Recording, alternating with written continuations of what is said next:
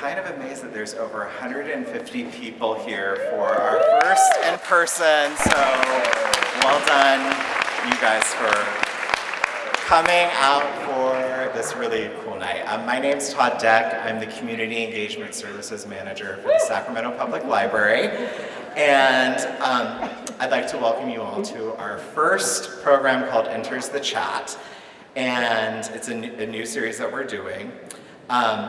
And I want to remind you all that the restrooms are that way in case. And we will have some time at the end of the event to pick up your own personal copy of This Is Ear Hustle and get it signed. So book sales are over there and book signing will be over there. So the podcast Ear Hustle is hosted by Nigel Poor and Erlon Woods. And with over...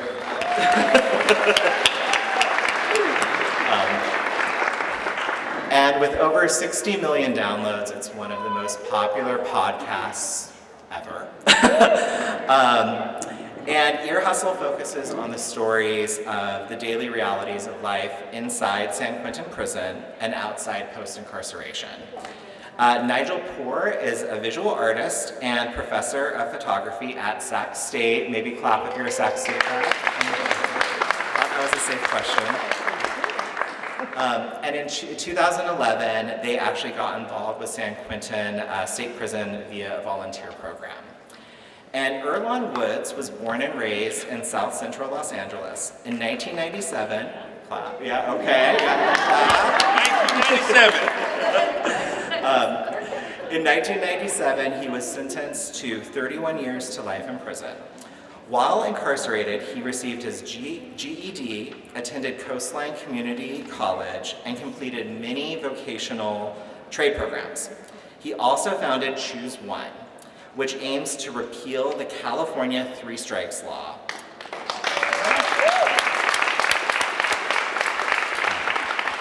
The statute under which he was sentenced in November 2018. November 2018, California Governor Jerry Brown commuted his Erlon sentence after 21 years of incarceration. And then our last but not least guest is Alyssa Mack. Cheers for Alyssa. Alyssa works in the Federal Defender's Office of the Eastern District of California. Alyssa represents individuals on death row, with the bulk of her clients being housed at San Quentin. And Alyssa is also a big fan of the podcast Ear Hustle. And just enjoy tonight, and we'll have some questions later. And get started, guys. Thank you. Thank you, Todd. Thank you. Hi, Nigel. Hi, Erlon. Hello. How you doing? Doing well. How are you guys doing? It's great to be here. So Can we just thank you? So many people here. Thank you all for coming out. Absolutely. Wonderful. Thank you. So I'd like to introduce our sign language interpreter, Michelle, and I promised her that I would have you guys explain the meaning behind the term ear hustle so that she doesn't have to spell it out every single time we say it. Eavesdropping. Yep. That looks like a very cool word.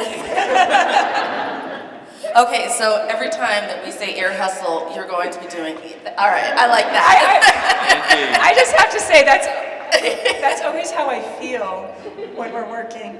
I love that. So, first of all, for the audience members, how many of you have actually listened to the podcast?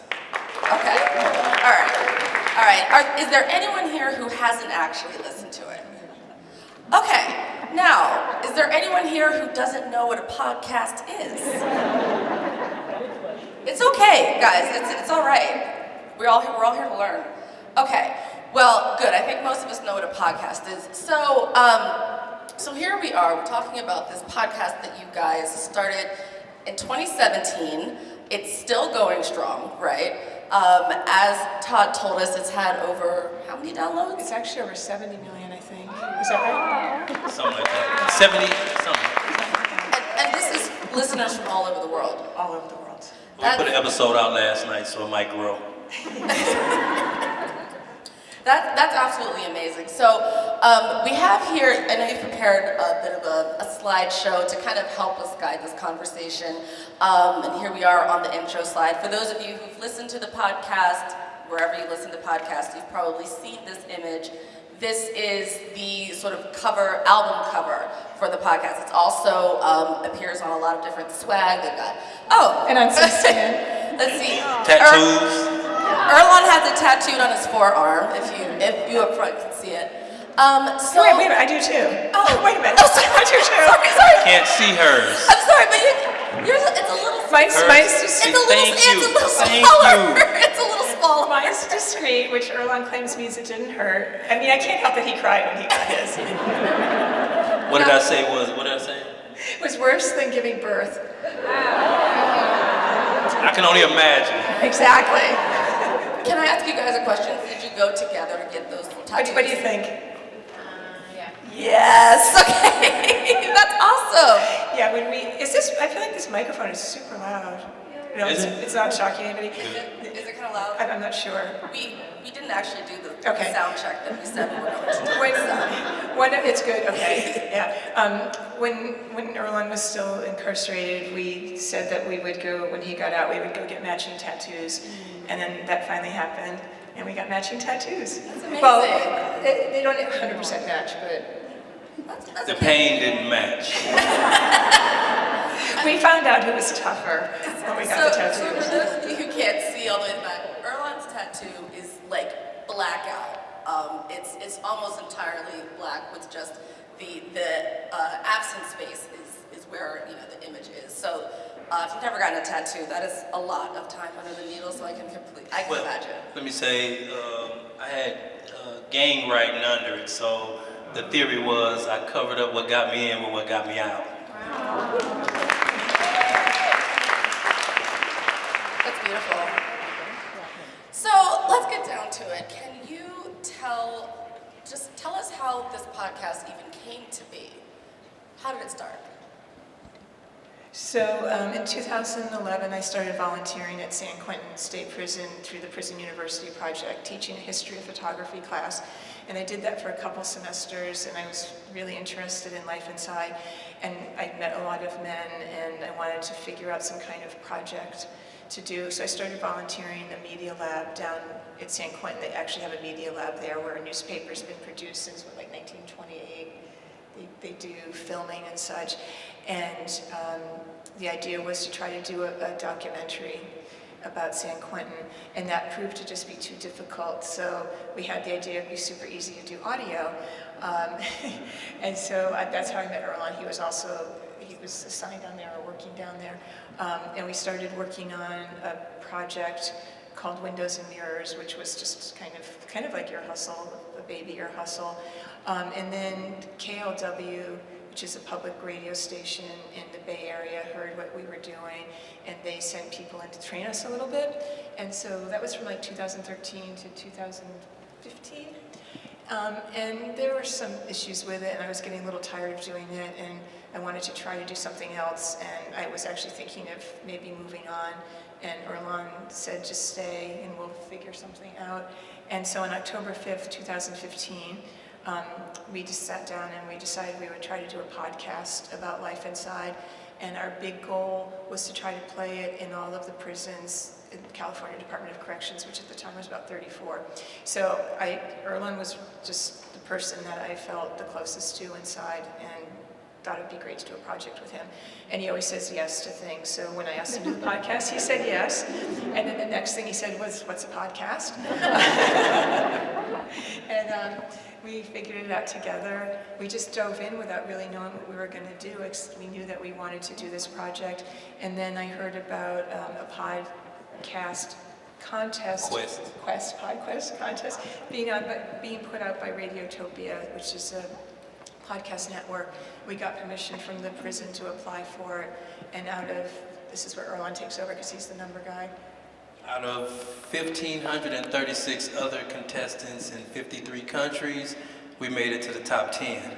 And then after the top 10, we made it to the top 4. Then we had to really learn how to do a podcast. We had to submit everything else was fluff. You had to submit like 3 pilot podcasts. So we figured it out and submitted them, and we ended up winning. Wow. And That's amazing. yeah. But we really did have to learn after that how to make a podcast. I mean, we knew how to talk to people, we knew a little bit about storytelling, but we really had to learn the nuts and bolts of how you put a podcast together. And I think what that says is when you feel passionate about something and you really want to make it happen, you find a way to make it happen. And as you can all imagine, doing it inside of a prison is really challenging. We were very fortunate that the public information officer at the time, Lieutenant Sam Robinson, was there, and he was really, yeah, he's an amazing person. But I always do like to say this about him. When he let us apply and when we won, he did say to us that he only let us apply because he didn't think we could ever win. But then we did win, and he had the same reaction we had, which is like, now he's got to figure out how does this actually work in a prison. And I mean, we are very thankful for him, and he's a good example of how there are really great people that work in the department. You just have to find them. Yeah, I definitely want to get back to the nuts and bolts of how you are able to produce anything that is disseminated to the outside world inside of a prison. But before we get there, Erlan, can you tell us a little bit about what you were doing, what got you into sort of this communications news arena before you met Nigel? So before I got to San Quentin, I was in a prison called Centinela State Prison. I was there for like 12 years. I think at the time I was probably there maybe 6 or 7 years. And we were on like a 10-month lockdown. And while we were on the lockdown, I was watching the Discovery Channel, and they had a show on that came on called San Quentin Film School. So I've always been interested in film, and I was like, if it's a prison that has a film school, I gotta get there. But it took a long time for me to get there. I technically had to play the system against itself to get there because I knew that the prison I was in didn't have a mental health service. So I watched the Gang of Zoloft commercials, and I went in there. I went into the psych, and I was like, I'm depressed. You know? And when I got to talking to the psych, and the psych asked me, the psych said, how long have you been depressed? And I thought about it, and I was like, ever since I got a life sentence, I think, which was true. And I didn't go to San Quentin. They sent me to another prison called Soledad, and that prison I was really depressed because it was way different than the prison I came from. And luckily San Quentin had they had just got rid of their reception, and they had a couple of buildings they had to fill up, and I volunteered, and I got there. So And what year was that? That was in 2011. And when I got to San Quentin, there was no more film school, but they still had the equipment. So we were able to go down and volunteer and make like we'll film something for about an hour, and we'll make a 5-minute little short of it and put it on the institutional channel. And so when she came over, I was in the media center, so that's how I ended up meeting her. But that's how I got to San Quentin. All because of a film school that doesn't even exist anymore.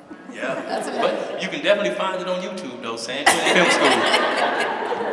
And I like how there was actual hustle involved in getting you there. So to get your hustle is in part a product of some actual hustle. So good for you, Erlan. Yeah, glad to hear that. So okay, let's start jumping. Let's jump over to this slide. Wait, did I make it? Oh yeah, no, that's good. Okay, all right. Yeah. Okay, so tell us a little bit about what we're looking at here. Yeah, Who so we're looking at here. this is from one of the stories we did our first season called Looking Out, and the main character in that story is Roach, and the story is really about finding love and giving love in prison. And when we started Ear Hustle, we really wanted to tell stories that were not about crime. They weren't really about how people got to prison. They were about how do you make a life once you get to prison. And so this was actually one of our pilot That was episodes. one of our submissions. Yeah, One of 3. Yeah, so the main character is Roach, and I wanted to play a clip from this. Yeah, Ricardo, are we able to play Yeah, that? but let me just set it up a little bit. There's Hold it. 3 things that make Ear Hustle stories, I think, work. One is the relationship between me and Erlan. We're the escorts of the story. At the time, I was the voice of the person who wasn't incarcerated. Erlan was the voice of someone inside prison. And so we are always talking, which we call banter, and again, escorting people through the story. We always want stories that have multiple or varied emotions. So in Ear Hustle story, you'll hear things that are really funny and surprising and curious, and then you'll hear things that are really painful and almost too much to bear. And that's very intentional. We want to have that up and down in the story. And then we really think a lot about sound design and how sound, music, and ambi can bring you into different parts of the story. So we like to play this clip because I think it illustrates those three key things. And then we can talk about it a little bit after. And this clip is about 2 minutes long. Yeah. So how would you describe him? To me, I think Roach looked like the original Jesus Christ. You know? I mean, he got the dreadlocks. He looked like he's from the earth. And if he could, he'd probably just be wearing a leaf. And he got this one little thing that he do. He'll just start sniffing on his dreadlocks. I know, I've seen him do that. He grabs his hair and he pulls it in front of his nose and just sniffs. Why you whispering? Because I feel like I'm talking about him behind his back. He knows he does it, right? Yeah. It's not like he's going to hear this and go, oh my God, I sniffed my hair? Hey, he'll catch himself and you just be looking at him and be like, FYI, I do smell my dreads. I put different oil on each one of them. They smell good. They smell like I just came out the dirt, hanging out with roots and stuff. But you know what though? When people from the outside look at Roach, they be like, oh, dude weird, man, I ain't talking to dude. But Roach is a cool dude. My name is Renell Draper, but I go by Roach. My relationship with people is pretty strained. I don't trust them. From early on, they have been a source of pain for me. So Roach is about 40 years old, and he's a pretty shy guy. Until you know him. When I was a child, before I was removed from the care of my mom's custody, she tried to drown me a couple times in the tub. And then she stopped and she left the bathroom. She was crying. I knew she was unhappy or sad at something I did. I wanted to actually comfort her, but I didn't know how to do it. I don't remember her face, and I haven't seen her since. Yeah. So again, you can hear us talking. A lot of what we call banter is unscripted. It's somewhat improv, so we don't always know where it's going to go. And we can do that because of the way that we connect as working partners. Again, you can hear that there's very funny things in the story, and then there's a real shift. And you'll note that the sound really changes. We're kind of laughing, and then you hear this water dripping, and it creates this like empty space for you to inhabit. It feels really dark and lonely and wet, and it's kind of confusing. And then you hear Roach come back in and tell this devastating story, which ends with the revelation of what his mother did to him. But to me, the most painful part is the end where he says he's never seen her again, but he doesn't remember her face. And that's such a complete erasure of someone in your life to not be able to even remember their face. So it's intense. No, and that's, I mean, that story alone, I think, would have moved anyone listening to it, but just the addition of those sound effects and the music and when it stops and when it starts. And you said this is one of your pilot episodes, so when you guys first started doing this, did you even know, oh, this is how you tell a story, you know? I mean, that's kind of film school stuff, which neither of you got a chance to do. How did you know how to do this? Yeah, well, So Antoine Williams, who was our sound designer at the time, he did a good job. You know, they used to always like fire him because he always loved to do music, right? Remember? And I used to be like, nah, man, don't let them kick you out, bro. Come back. You know, so I think it was that, and then it was like we had people like Glenn Washington from Snap Judge and Pat Mesiti-Miller used to come in and just give us insight on the podcast world. So I think it was just sitting down, trial and error. And I'm a visual artist. I've been working in a studio for 30 plus years, and although that's visual, I took what I knew from creating visual experiences and tried to change that into sound experiences. And Erlon, as you said, is interested in film. So I think we just took the knowledge that we had and we got better at it. I mean, there's a lot that sucks. You know, a lot. It's not gotten easier, I can say No, that. it's not gotten easier. All right, let's go to the next slide. This is Curtis Roberts. So, of course, when I was locked up and we started this podcast, I wanted every episode to be about California 3 strikes law. But that wasn't feasible. That wasn't, we wasn't trying to, hit him from what do we call it, a policy standpoint, We just wanted to present a situation straight down the middle, don't lean on any side. So when we started talking about doing 3 strikes, of course, Curtis came up because I was like, well, let's put a little white guy in front of everybody. And, he had 50 years to life for stealing 2 $20 bills out of cash registers. So I was like, well, that seemed like the right, situation. And then when we got to talking to him, he just opened up to all kind of other stuff. So I think it was more about his life story and his upbringing than the 3 strikes law. But we were able to get stuff in there. I forgot, what is this clip? Yeah, so the idea is to never talk about policy, but to tell stories that bring up policy and let people make up their own minds, because, I can only speak for myself. I never like to tell people what to think. I don't like being told what to think, so I don't want to tell other people what to think. So we tell stories that are open-ended enough that you can make up your own mind what you think about various laws. And I think, people don't even have to agree with us politically to enjoy the stories. So this clip is partially yard talk, which is something we used to do. We'd go out in the yard and ask a bunch of people to answer a similar question. So I think it starts with yard talk, and then you hear Curtis's story. Yes, I can't remember this clip, sorry. Yeah, and it's about 2 minutes. Your story's really different, but you also got a long sentence under the 3 strikes law. Yeah. 31 years to life. Right. Do you remember what was going through your mind when you first heard your sentence? What the? That's what was going through my mind. You start to think the worst thoughts, Your mind get to thinking like, man, this system is racist, it's unjust, I didn't even know I was a 3-strike candidate. You're thinking the system is against you. That's what you're thinking, like, oh, they fucking me. Yeah, I don't even know how you can take it in. I tell you what, let's go back to the yard and talk to some other 3-strikers about this. Do you remember what was going through your mind when you first learned of your sentence? Pain, hurt and pain. I cried. I couldn't critically think. I couldn't process anything. I was just overwhelmed for a year and a half later. At first, I was in denial. I was thinking, no, there's no way they're going to give me a life sentence at 21.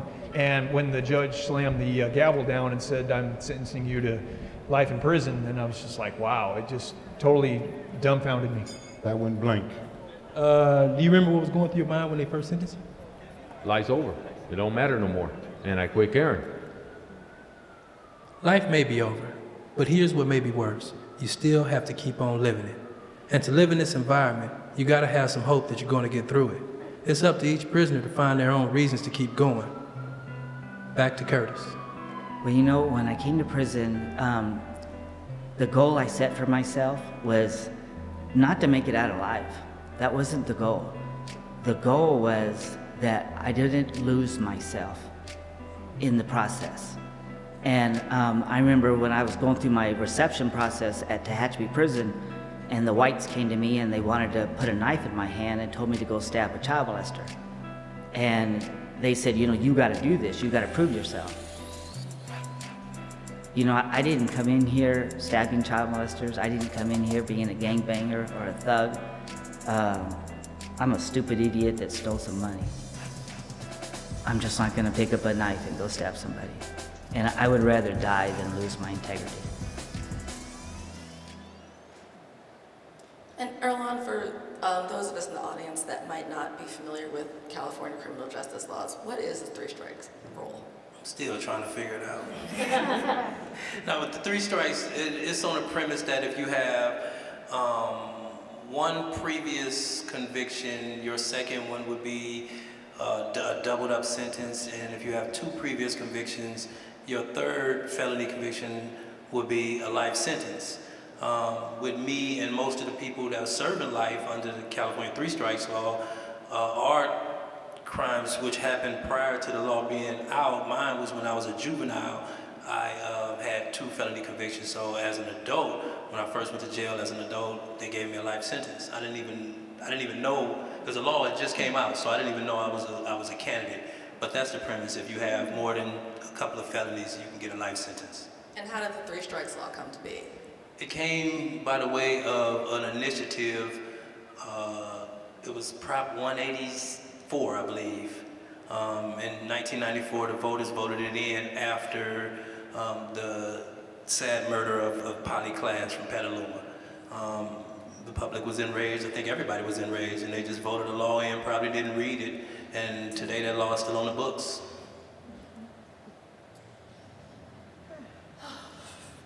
Okay, let's go to the next slide. Tell us what we're going to listen to here. Okay, so this is might be my favorite episode now, called... What? I know. Roach in this one.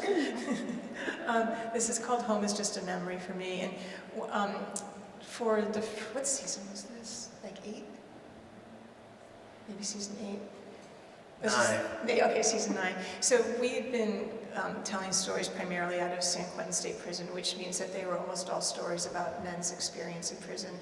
Before we did this story, we had one episode that had a woman in it, Dirty Water, and we both feel very strongly about getting more women's voices into our podcast. And we had met a woman, we wanted to do a story about long sentences, and we met a woman who was serving time at California Institution for Women, and we couldn't get there to interview her, so we could only talk to her over the phone, and this episode was done with over 50 15-minute phone calls.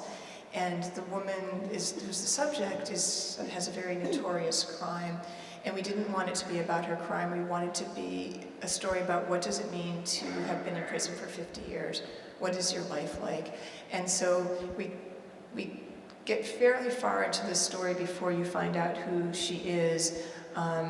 And we talk about it, and then we move far away from it. But I just wanted to play this because it was a really creatively challenging story to figure out how to do something over the phone.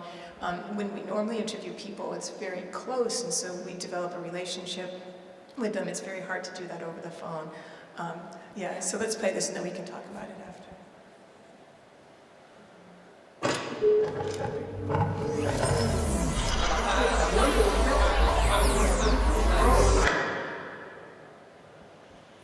It's actually a portrait from my shoulders up. One of those pose pictures. And I'm maybe like 2, and I have very bright eyes, and I have a nice smile, and it's really reminding me of how much love I felt at that time. My favorite thing was to ride on Dad's shoulders when we would go somewhere, like every year we would go after the Rose Parade to where the floats were, and I would always sit on his shoulders and observe everything and see all the scenery, and this picture reminds me of that. There's real contentment in my face. Yeah, of course I wish for her a different life, the young person. I'm trying not to cry. Geez, it's a good thing to hurt this way. This is Leslie. She's in her 70s and in prison at the California Institution for Women in Southern California. I'd first emailed Leslie in January to see if she'd be willing to talk to us. She wrote back and said she would, although she admitted she didn't know quite what a podcast was. Yes, how you doing? This is Erlon, and I'm gonna introduce you to Nigel Poor. Nigel Poor, that's Leslie. Leslie, Nigel. Hey, Leslie. Leslie, nice to meet you. Yeah, oh, hi. Hi. Nice to meet you, too. Yeah. I'm pretty nervous, and, Don't be. So do you want to talk first? Yes, that's it. That's it, yeah. Yeah, that's it. So that's... How long she been there? 50-something. She's been incarcerated 50-something years. Some years now. So the way the episode opened was with us asking her to describe a photograph of her when she was a child. So that's what you hear at the beginning. And then you get far into the story before you find out that she's Leslie Van Houten, who's one of the called the Manson girls. And again, that was very intentional. We didn't want people thinking about that until they got to know her a little bit. And it becomes such a small part of the story. And I think it's a really beautiful story that was challenging to tell. And we've become, cool. Yeah, I mean, we talk to her every week now. She calls us every Monday at 11:30. And that story came out A couple of years. 3 years ago? 2 years ago. 2 years ago. I think during COVID. Or Yeah, during COVID. So it was a different way to tell a story. Yeah. No, I think it's amazing when, you're listening to, I mean, obviously you can tell you're listening to a phone call, which does, and you have a few episodes like that where you're talking to people who are incarcerated. For instance, your episode The Row, where you're talking to individuals on death row, and you can hear that sort of tinny kind of prison sounding phone. But when you're talking to her, she sounds like just a sweet little lady, right? You sounds like you could be talking to a lady that lives down the street and gives out cookies on holidays, and it's sort of that juxtaposition of that voice with the reality of where she is. Yeah. And I think that a lot of what people were really drawn to in the podcast is the way that you're able to make individuals that a lot of people don't think of as human, to be quite honest. When they think of people who are incarcerated, they don't think of them as people. They think of them as statistics, as numbers, as crimes. But here you have, one lady talking about her favorite picture of herself as a child and riding on her father's shoulders, and sounding like it could be your grandmother telling that story to you, over a Thanksgiving meal, except for it's through the prison telephone. So yeah. I think that's part of what's so just incredible of what you guys have done with this podcast. So, I mean, and the fact that you've been doing it for, how many seasons is it now? 11? 12, yeah, 11. 11, yeah. So, can I ask, what made you reach out to Leslie in particular? Were you just hoping to speak to a person in a woman's prison, or was it her in specific? No, watched her story. No, so originally it was more of, this was a person that the parole board who's in place to find whether people are suitable for society had been finding her suitable every time she go up in front of them. But the politics and be it the governor's office will, nah, you're not getting out, So it was more of that, and then she had wrote the San Quentin News and got on them about something, yes. And I was like, yeah, we got to reach out to her. And so Erlon reached out to her through. They have this little GTL. You can send them emails, and I just sent the email. Yeah, and I grew up in the 70s, and so the Manson murder was huge in my imagination as a kid, and I was very fearful of it as a child. And so I brought a lot, I wasn't afraid of Leslie, but a lot of that was in my mind talking to her. And at one point in the podcast, we talk about my fear of it. And so that was one of the reasons I wanted to talk to her, not to vanquish any residue I had about it, but I thought it was so interesting to meet someone who had been part of your imagination that you never knew. And then what is it like to meet them 50 years later and have a very different kind of relationship with them? Yeah, I think she was 19 when that crime happened. And she like 70 something now, so if I ask anybody in this audience, who were you 20 years ago? So and under the influence of Charles Manson, under the drugs, under the whatever, acid, all that stuff. So I think, in the system, they don't look at it as a person that was groomed or something like that. They just look at it as she's just a monster based on she has the crime of the century. Right, and we did our best in the episode to not hardly mention his name. I think we mentioned it once, maybe twice, just because we had to situate who she was. But she was really grateful to participate in something that was about her and not about what had happened in her life in the 70s. Yeah. And I guess for those of you who don't know what ended up happening to Charles Manson, he was originally sentenced to death, but in the late 1970s, the death penalty was overturned in California due to a California Supreme Court case. So everyone on death row got their sentence commuted to life in prison. A couple years later, there was a voter initiative that restored the death penalty, but for those people who had already gotten off of death row, they were free and clear. So Charles Manson actually lived out the rest of his life and died a few years ago in Corcoran State Prison. And I worked for a judge when I first moved to California, and he told me about this time that he went on a tour of Corcoran and went to the unit where Charles Manson was, and it was basically all the most notorious, the murderers you always hear about. And basically, because everyone there was so notorious, no one was really a threat, so they could just kind of, walk around freely. And he talked about getting serenaded on the guitar by Charles Manson, and because Charles Manson was a musician. So it's kind of crazy to think about. I kind of want to switch gears a little bit and ask, because I know you get tons and tons of feedback from the public about about the episodes that you record.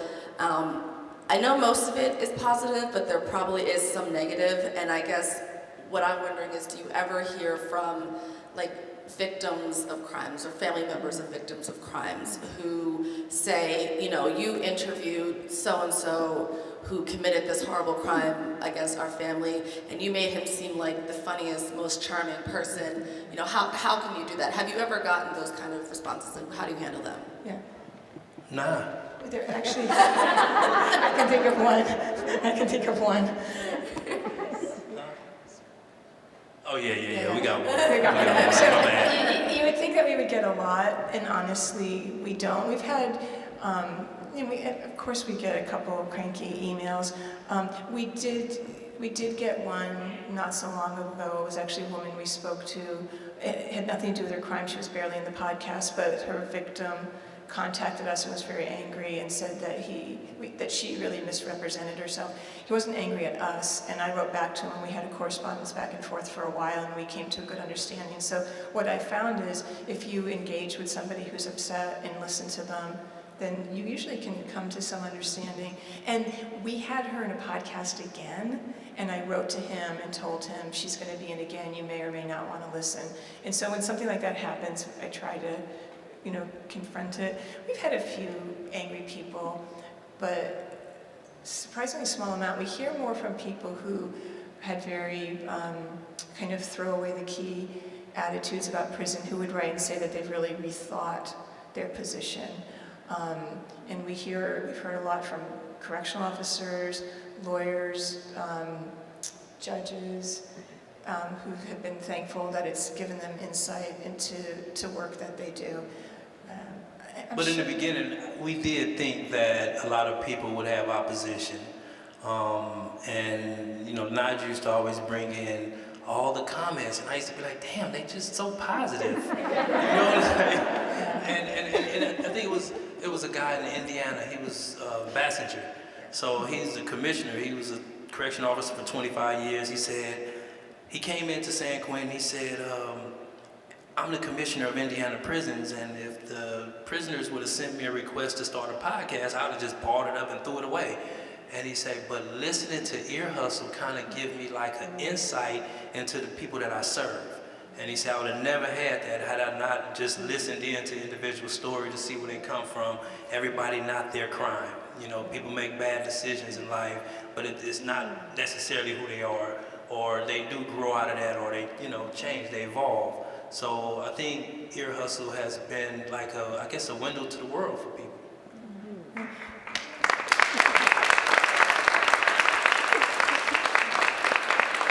And I do want to say we do think about victims, and I want to make sure our stories don't really glorify people. I want them to be real, and I like when we do stories with very complicated main characters. Or the next episode, which I'm not going to talk too much about, is really going to, I think, be difficult for people because it's about someone who's a difficult subject. From here. Sacramento. But I will say, when we started Ear Hustle, I actually reached out to Polly Klass's father and told him about the project, and I just asked him, from your perspective, what do you need us to think about in terms of people who have unfortunately had horrible things happen to their families? And I had an interesting conversation with him. And so I just am saying that to say that I think about it a lot. We all think about it a lot. I think since we do touch, like in some cases or some episodes, it may be we're interviewing child molesters. You know, we're interviewing people that rape people. You know what I'm saying? And you know, our thoughts is how will people accept this, but I guess we have this ear hustly way about it to where people will sit down and listen. Yeah, you know, one episode that comes to my mind is the episode Dirty Water, where you had this kind of this conversation between a woman who was a victim of human trafficking and a man who was in prison for being the trafficker. And that was one of the episodes that I think was very, very difficult, you know, to listen to if any of you have heard it. And, you know, I think that you go into it, I think you, with that, well, tell us, what were you thinking with that episode? What were you thinking, how were you thinking it would go, and did it go the way you thought it would? So it's a trip because Sarah came into the prison to do restorative justice groups. You know, in some prisons they have where you're sitting across from survivors of crime, you're sitting across from offenders, you're sitting with politicians, police officers, and you just have like a open conversation. And I think, you know, when you have these conversations, you know, it's enlightening to the person. That's, to me it was, you know, as far as just listening to a survivor of a crime, just hearing, you know, how, you know, our action has pretty much stripped them of their security of just walking down the street. So the conversation just came out of us in a restorative justice circle, and, you know, me like, man, you need to talk about this, you know, we got an outlet for it, you know, and Nigel communicated back and forth with her, and she agreed to come on the show. And we had a guy that was in there with us who was serving 199 years for trafficking. So it was just to put them two together, and basically we just sat back and just let them go because she had a lot to say, you know, and I think that was like our first restorative justice type of episode. And the first woman, that was the first woman, yeah. Yeah, and that was an example. We had no idea what was going to happen. We interviewed them both separately, I think together, and then we just, as Erlan said, we just let them go. And it was amazing because Sarah was incredible, and she really pushed him in a way I don't think either of us would have been able to do. And as you know, Sarah was trafficked from, I think, 13 to 16, and she ended up killing her trafficker. And the courts didn't allow the evidence of what happened to her in the courts, so they served her with life without the possibility of parole at 16. And she served 20 years before the governor and them commuted her sentence. But actually, she served 13 years, they commuted it to 25 to life, and then she did 7 more years, and they ended up letting her out, and Gavin Newsom just recently pardoned her. So that's cool. But yeah, that is just, I see people's expression, it's shocking. It's really hard to get your mind around how does that happen. Yeah. Okay. All right. Okay. This I'm excited to talk about now. Since we're talking about commuting sentences, I want to, well, first describe this picture here, and just also tell me what you're drinking. I'm sure Erlan's drinking bourbon. Definitely bourbon. And I'm drinking gin. And when was this photo taken? This was in LA when we were doing a story down there at the, remember? I'm from LA. I try to go to LA every time I find somebody in LA. This was maybe a couple of seasons ago. Yeah. I think we had just put the book out. Yeah, the book Okay. That's what we're drinking to, yeah. Okay, all right. Yeah. Okay. We're on a reporting trip. Okay, all right. So you guys tell us what you wanted to say.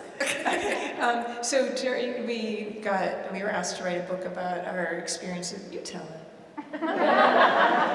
So we always said we would write a book about how we created a podcast in a place where nobody thought you could create one, and just both of our backgrounds and our experience. And during COVID, we got a lot of time to sit back and write this book. And me personally, you know, I grew up like in special ed classes, so I was always like afraid of organizing thoughts. I always thought a book was like, well, it is hard to write, but you know, I always just never understood how people can organize their thought in chapters, because if I start talking, it's just everything just in one chapter. But we had the opportunity to work with some cool people, and we were able to put this book out, and it's an all right book, I think. It really was our COVID project, and I mean, I'm dyslexic, and I grew up going to special ed classes too. We have that in common. But I've always been interested in writing, and it was really great to do this together. It was a challenge, it was hard, but one of the things about our partnership is that we know each other's strengths and weaknesses really well and can support each other that way. And I think that's what makes our projects work for us. We celebrate our strengths. No, definitely. Especially when you can just record you can record what you're saying and just go back and edit that down. Well, that's what we learned. Yes, we could do that. And this is a good time to plug that there are copies of the book for sale here today, and Nigel and Erlon will be signing them if you buy one today. So make sure you pick one up. So I guess what I'd like what comes to mind for me when I look at this image of Erlon and Nigel sitting next to each other, holding shots, smiling ear to ear, is even though I know this is the day that your book came out, I imagine this is probably similar to the day that you got out of prison, Erlon. Can you tell us about that? Sure. When my sentence was commuted by Governor Jerry Brown November 21st of 2018, and I was released like 9 days later. And it was the longest 9 days of my life.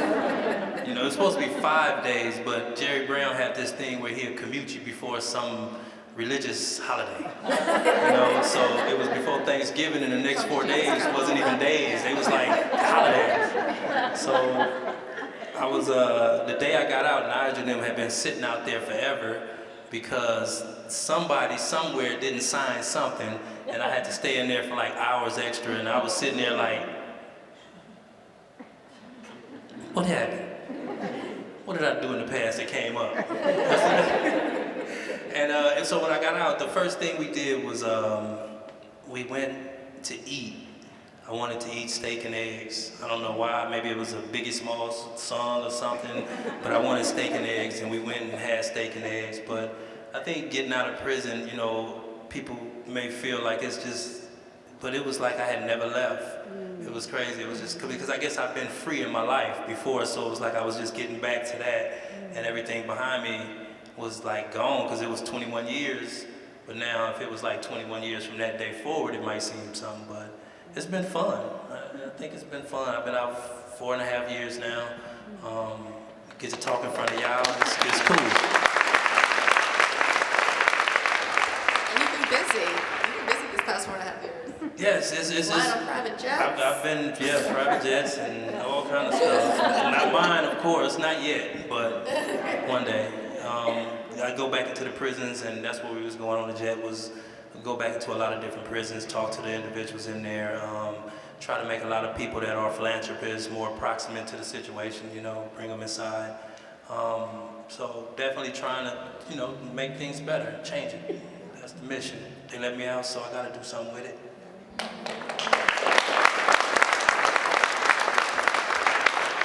Make sure we can get through these slides. We could do questions. I would just talk very briefly about these at the end. So let's do questions while we look at this. Well, is this like fan art that that we're looking at? Yes, we get a lot of people that are inspired by Ear Hustle, and they make things and send it to us. And the reason I like to share it is that I believe that the best work inspires other people to do their own work.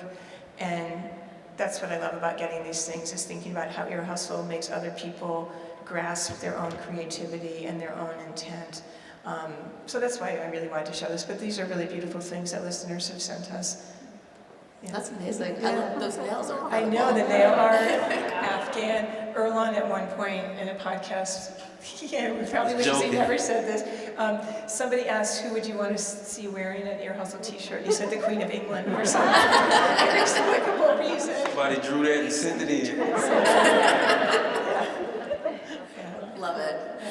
So we did have some questions that audience members sent in before the panel, so I'll ask you a couple of those, if that's okay. Okay, all right, first one. Are you ever concerned about a pendulum swing in the current criminal legal system back towards harsher punishment and away from rehabilitation? Or is it more likely that the current trajectory either slows or accelerates based on public and political perception? I mean, I think it definitely swings back and forth. It all depends on who's in office. I mean, I think you can pretty much look at, you know, how the world is going right now in different states with different theories being left out, different things happening. So I think it all depends on the people, you know, if the people go for it or not. But definitely, I don't worry about it, no. We just fight it. That's all I can say. Just a day by day. Day by day. I mean, it's what it is. It's not a question I feel like I can answer. Nigel, stay away from policy. Ask me anything about making work, but yeah. Okay, are there any hopes to do work like this in federal prisons? Federal prison has changed not only my life, but also that the man I love who is currently incarcerated in one. The life of a federal prisoner is something I wish more people understood. I don't think we'd turn it down. No, we'll definitely go in. But I think federal is more scrutiny. I think it's hard to get in. But no, we wouldn't turn it down. We'd definitely go in. Yeah, and I think when we were talking before the show, you were talking about how you're actually working on recording a podcast in the California Institute for Women. Yes. So Yeah. So I mean, you are franchising, I guess. So Ear Hustle would never be able to tell everyone's story. So if we can have a satellite operation in every prison, of course. Okay. What advice do you give to incarcerated and formerly incarcerated youth about the importance of storytelling? And this question is from 916 Inc., a local literacy nonprofit that writes with incarcerated youth and other marginalized communities. Me personally, I do speak to a lot of youth in the juvenile halls, and I always just tell them, you control your own destinies. You know what I'm saying? You can tell your own stories in the way you want to tell them. But at the end of the day, I guess it's not related to that. But the one thing I do tell them is don't allow other people to govern your life. You know what I'm saying? Because other people will keep you in prison forever. So just govern your own life and get back to your family. And I think actually that's a great segue to the last slide, and we have a clip. Yeah. Yeah, this is the thing I want to go out on, so if this would be the last. Yeah, okay. How are we, five minutes? Okay. Yeah. All right. So this is we did a story about life on death row. It's the part of the prison in San Quentin that we couldn't physically get to, and so we actually had to do the story over the phone. And the premise of the episode was, how does life on death row affect your five senses? And this was a fellow we talked to, Steve Champion, who at that point had been on death row for 38 years, 40 years. And we asked him about the meaning of life. And this is a 30-second clip. And I like to end talks on this because it really is about inspiration, finding inspiration wherever you are. And before we got 5 minutes. You say 30 seconds. Before I do want to talk a little bit about this before we play the clip. So, Steve Champion, first of all, where is he now? Well, he's still housed on death row, but he was recently resentenced after 42 years to life without the possibility of parole, which takes him off of death row and gives him more action. Because he wasn't like the shooter in this case. He was there, but he wasn't the person that committed the crime. Right. And so when you were doing this episode on death row, because I remember listening to it, and your thinking was, we want to represent the entire population of San Quentin. And for those of you who don't know, the death row in California is the largest death row in the country. There are currently over about 650 people incarcerated on death row, most of them at San Quentin. And at the time of this episode, they were all almost all were at San Quentin. So, what was your thought process in thinking, how are we going to tell the story of death row in a state like California, where I still talk to people who are surprised to hear that California even has a death penalty. We do, it's still on the books. So what was your thought process on how you were going to tell this story, how you were going to try to find people to tell their story from the row? We put little flyers in the San Quentin News, because everyone in San Quentin gets it. It's delivered to death row, just saying that we wanted to do a story about death row. If you're interested, to get in touch with us. So we received letters from the people on death row who wanted to participate. We read through the letters, and then we picked like 5 people to talk to. And I think the rabbi there helped us maybe a little. I can't remember exactly. Yeah, I think there was a rabbi, maybe a minister. And the minister helped us. And so the men that we talked to were taken out of their cells and brought to, I think the captains. And they had to be handcuffed in a chair while they spoke to us on a speakerphone, with somebody monitoring them. And again, it was about the 5 senses. Like, we really wanted to pare it down and make it about that. And then talking about how your 5 senses are affected living on death row is a way of talking about the larger issue of what it's like to live in that kind of isolation. And so we covered each of the 5 senses. Yeah, because I think, on death row, so recently in 2016, they passed an initiative which said kill people quicker and make the individuals pay their victim back. So now they're moving guys from death row to the main line where they can work and pay their victims back. And I think one of our missions was like, there's a few stories we have to do in San Quentin. One was stories about death row, and the other one was George Jackson, who was killed in 1971. And we can't be in San Quentin and we don't cover those 2 stories. The George Jackson one was more political, but... Yeah. So with the death row story, we didn't get into anybody's crimes. I mean, I didn't even investigate why they were there. I don't particularly want to know because that wasn't the point of the story. So, I suppose some people could fault us for not making more political stories, but it's just not how we want to tell them. That ain't how we roll. That's right. People can, look it up. Our whole thing is just like that happened, but how do you do 40 years? How do you do 50 years? Who are you today? And tell us about that. It's just you're in prison, so just tell us your story. You asked earlier if anyone ever got mad at us. I remember this was when Erlon was still in prison. I was giving a talk without Erlon, and there was a person in the front row, and I could see they were not happy. And when it came to Q&A, that question, they were very angry that our stories had humor in them, and that they were very insulted by that. Why are you laughing? And I asked, had you ever been in prison before? And they said no. And I said, well, there's actually a lot of humor in prison. People live complicated, not one-note lives. And so, this seems like a non sequitur, but it just made me think about it. No, I agree with that. And I was going to ask, when you did the episode The Road, did you get responses from fans who were like, wow, these death row conflicts sound so normal? I'm sure we did get that kind of comment. Yeah. Which I'm okay with. I didn't know a lot about prisons before I went in, and I'm sure I had those feelings too, that, those are all predators up there. You know what I mean? Like, you have to do the work, and you have to ask questions and listen. I'm okay if people think that, as long as they're open to maybe changing their mind. Right, exactly. Yeah. I just, as someone who I've worked in criminal defense and criminal justice since I graduated from law school, and I graduated from law school in 2011. And, that was when this podcast came out, I was like, thank God, finally, people are going to get to hear what it actually is like inside of a prison, and not have it based on some Hollywood image or some TV image, or, and I've always said, I honestly think that going into a prison to see what it's like should be required for everyone. It should be required for the judges. It should definitely be required for the prosecutors who are asking for prison time. It should be required for police officers. Before you sign off on an 18-year-old to say, I see Todd. Hey, Todd. See, all right, hang on.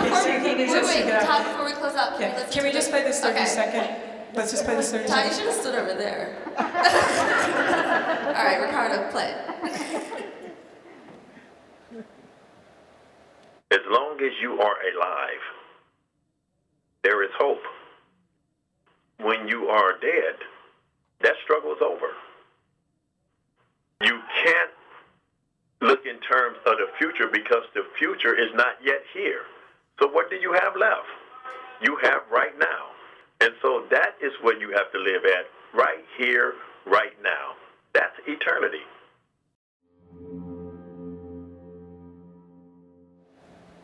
Beautiful advice for everyone. Yeah.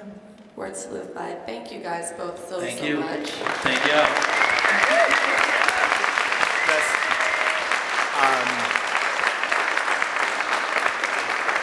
Thank you all. Thank you, Nigel.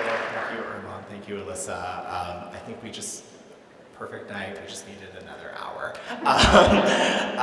If you'd like to get your autographed copy of This Is Ear Hustle, copies are for sale from Capital Books over there. And I'm going to get Nigel and Erlon over on that side for signing. It won't be a bad read, I promise. And let's prove Nigel and Erlon wrong because they were a little questioning how many books we should have here. And so I think we could buy some, mean a lot to everyone. And then next week on May 18th, Hilton All's Pulitzer Prize winner is going to be here at the Galleria for a talk on Joan Didion. So please come if you can. And thank you again for a great night. So thank you. Thank you.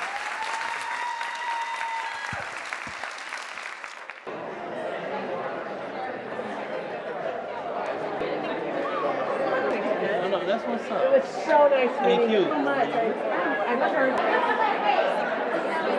And my family's always been a really great way for me to open up conversations. Yeah. So cool. Like people, you deserve to go. Now I'm just like, my mind's totally set. So I totally understand that. Yeah, it's really cool. I'm excited. We were talking about. It's nice to like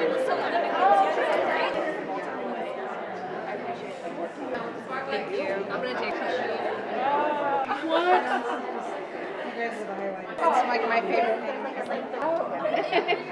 I'm a social one. All I do is social papers around.